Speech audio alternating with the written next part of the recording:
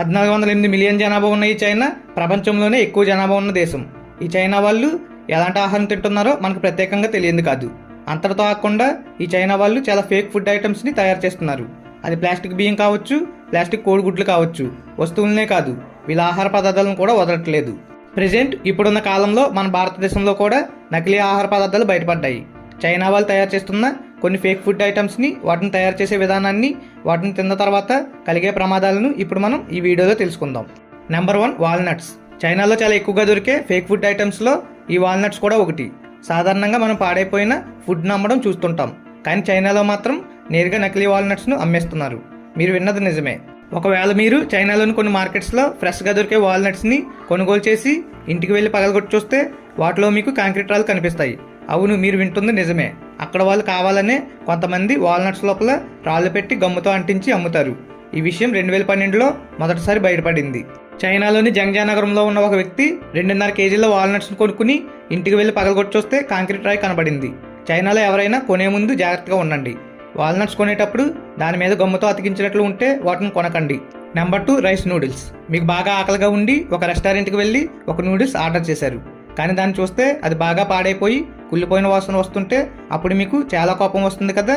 కానీ చైనాకు చెందిన కొన్ని రెస్టారెంట్లలో ఇదే జరుగుతుంది. చైనాకు చెందిన కొన్ని కంపెనీలు డబ్బు కాసుపడి కుళ్ళిపోయిన బియ్యంతో నూడిల్స్ తయారు చేసే పద్ధతిని కనిపెట్టారు. సాధారణంగా నిజమైన రైస్ నూడిల్స్ అయితే బ్రౌన్ రైస్లో నీళ్ళను ఉపయోగించి చేస్తారు. కానీ ఈ నకిలీ రైస్ నూడిల్స్ని ఎలా తయారు చేస్తారంటే పాడైపోయిన బియ్యం తీసుకుని దాని రంగు మార్చడానికి సల్ఫర్ డైఆక్సైడ్ ఉపయోగించి వాటికి మరికొన్ని రసాయనాలు కలుపుతారు. చివరగా దానిలో టెస్టింగ్ సాల్ట్ను వాడి ఈ నకిలీ రైస్ నూడిల్స్ని తయారు చేస్తారు. నెంబర్ 3, పచ్చ బఠానీలు. 2010లో చైనాలోని చంగ్షా అనే నగరంలో స్థానిక అధికారులకి అక్కడ మార్కెట్లో అమ్ముతున్న కూరగాయల మీద అనుమానం వచ్చింది. ఆ విషయం తెలుసుకోవడం కోసం అక్కడికి వెళ్ళి కూరగాయలు కొనుక్కున్న వారిని ఆ కూరగాయల వల్ల ఏమైనా సమస్యలు ఉన్నాయా అని అడిగారు. అప్పుడు చాలా మంది పచ్చ బఠానీల గురించి చెప్పారు. ఆ పచ్చ బఠానీలను 20 నిమిషాల వరకు వేడి నీళ్ళలో ఉడకబెట్టినా కూడా గట్టిగానే ఉంటున్నాయి, అవి అసలు మెత్తగానే అవ్వట్లేదని కంప్లైంట్ చేశారు. అంతేకాదు, అలా అంతసేపు ఉడకబెట్టిన తర్వాత ఆ నీళ్లు కూడా పచ్చగా మారిపోతున్నాయి, కానీ ఆ బఠానీలు మాత్రం అలానే ఉంటున్నాయని చెప్పారు. అసలు ప్రాబ్లం ఏంటో తెలుసుకోవడానికి పరిశోధన మొదలుపెట్టారు. అప్పుడు తెలిసింది ఏంటంటే పచ్చ బఠానీలాగానే స్నో బఠానీలని ఉంటాయి. వాటికి సోయాబీన్స్ అనే చట్టవిరుద్ధమైన పచ్చరంగు కలుపుతారు. అవి పాడవకుండా ఎక్కువ రోజులు ఉండడానికి సోడియం మెటాబిస్పిలైట్ ఉపయోగించి ఈ నకిలీ పచ్చ బఠానీలను తయారు చేస్తారు. ఇలా చేయడం వల్ల ఆ బఠానీలు చాలా పచ్చగా తాజాగా కనిపిస్తాయి, కానీ వాటిని తినడం వల్ల క్యాన్సర్ వచ్చే అవకాశాలు ఉన్నాయి. నెంబర్ 4, తేనె. సాధారణంగా తేనెలో చాలా పోషకాలు ఉంటాయి, దానివల్ల మన ఇమ్యూన్ సిస్టమ్ కూడా బలపడుతుంది. కానీ చైనా వాళ్ళు దీన్ని కూడా నకిలీ చేస్తున్నారు. ఫేక్ హనీ ఇండియాలో కూడా దొరుకుతుంది, కానీ దానివల్ల మనకు అంతగా ప్రమాదం ఉండదు. దీనివల్ల మన ఇమ్యూన్ సిస్టమ్ కూడా పెరగదు. కానీ చైనా వాళ్ళు చేసిన తేనె వల్ల మన శరీరంపై ప్రభావం చూపుతుంది. వాళ్ళ ఆ తేనెను చక్కెర నీరు మరియు మొక్కజొన్న సిరప్ ఉపయోగించి చేస్తారు. అప్పుడు ఆ నకిలీ తేనె ఇంకా నిజమైన తేనెలా కనిపించడానికి కొన్ని అనధికారిక మందులు కూడా ఉపయోగిస్తారు. చైనా వాళ్ళు నకిలీ లేబుల్స్ అంటించి ఆ తేనె సీసాలను అమెరికాకు కూడా ఎగుమతి చేస్తారు. అలా 2013లో అమెరికాకు చెందిన Grow Farms and Honey Solutions అనే 2 కంపెనీలను చెక్ చేస్తే వాళ్ళకి $2 మిలియన్ విలువ చేసే తేనె సీసాలను కొనుగోలు చేసినట్లు తెలిసింది. ఆ తేనె సీసాలను చైనా వాళ్ళు నేరుగా అమెరికాకు ఎగుమతి చేయకుండా ముందుగా ఆ సీసాలను వియత్నాంకు పంపించి వాటికి నకిలీ లేబుల్స్ అంటించి ఎగుమతి చేస్తున్నారని పరిశోధనలో తెలిసింది. ఇందులో ఏది నకిలీ తేనె, ఏది నిజమైన తేనె అని తెలుసుకోవడానికి చాలా కష్టం, ఎందుకంటే అవి రెండూ చూడడానికి ఒకేలా మరియు వాటి రుచి కూడా ఒకేలా ఉంటుంది. నెంబర్ 5, బాతు రక్తం.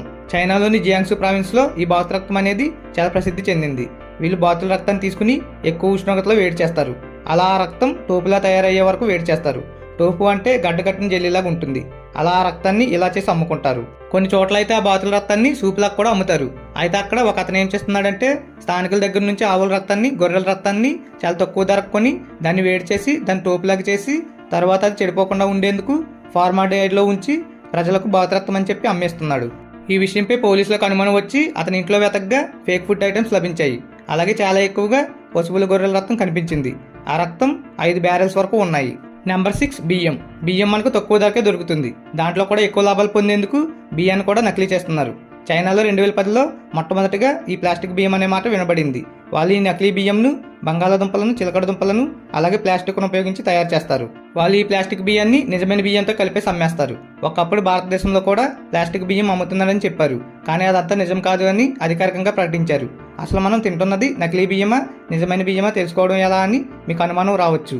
అయితే సాధారణ బియ్యం వేస్తే అవి గోధుమ రంగులకు మారిపోతుంది. అలా గోధుమ రంగులకు మారితే అవి నిజమైన బియ్యం. ఒకవేళ ఆ బియ్యం నలుపు రంగులకు మారితే అది నకిలీ బియ్యం, అంటే ప్లాస్టిక్ బియ్యం. Number 7 elk kebab. మనం సాధారణంగా చికెన్ కబాబ్, మటన్ కబాబ్ లాంటివి అమ్మటం చూస్తుంటాం.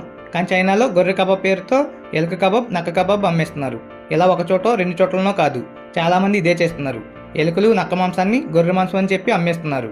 అలానే కబాబ్ పేరుతో కూడా అమ్మేస్తున్నారు. ఎలుకల మాంసానికి, నక్క మాంసానికి జెలటిన్, వర్ణద్రవ్యం, నైట్రేట్ని కలిపి గొర్రె మాంసంలో తయారు చేస్తారు.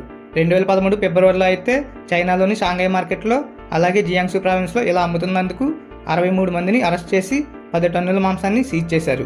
ఇలాంటి మరిన్ని వీడియోస్ కోసం నా ఛానల్ని సబ్స్క్రైబ్ చేసుకోండి. సబ్స్క్రైబ్ చేయడం మాత్రం మర్చిపోకండి. Please do subscribe.